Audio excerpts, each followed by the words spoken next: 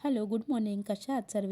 एखादी नवीन गोष्ट घेतल्यानंतरनं ती सतत बघत बसणं किंवा ती दुसऱ्या दिवशी सकाळी उठून पुन्हा पुन्हा बघून एक वेगळाच काहीतरी आनंद होतो आणि नवल होतं, की खरंच ही गोष्ट माझीच आहे का?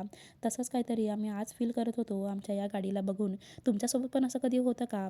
आणि हो, तुम्ही आमच्या नवीन गाडीबद्दल दिलेल्या काँग्रॅच्युलेशनसाठी तुम्हा सर्वांनाच खूप खूप थँक गाडी घेऊन घरी आल्यानंतर खूप थकलो होतो आणि आणखी काहीच करायची इच्छा नव्हती, म्हणून मग भाजीचं घ्यायचं राहिलंच होतं. मग मी मार्केटला थांबली भाजीचं घ्यायला आणि ते गेले होते वैदेहीला स्कूलमधून घरी आणायला. त्यानंतर आम्ही तिघंही घरी आलो आणि घरी येऊन आईंनी भाजीचं काढायला घेतलं, तर मी स्वयंपाक आवरायला घेतला.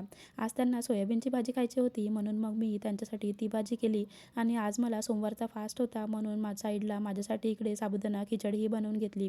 त्यांचं जेवण वगैरे आवरून ते इकडे ऑफिसला निघाले आणि दुसऱ्या दिवशी खूप सकाळी सकाळी उठलो होतो हे मोठे सुजलेले डोळे घेऊन, कारण आम्हाला बाहेर एक अर्जंट काम करायचं होतं.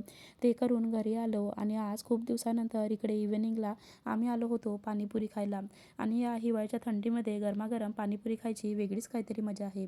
तर असा होता आजचा ब्लॉग. भेटूया पुढच्या ब्लॉगमध्ये. तेव्हापर्यंत bye bye. Thank you so much for watching.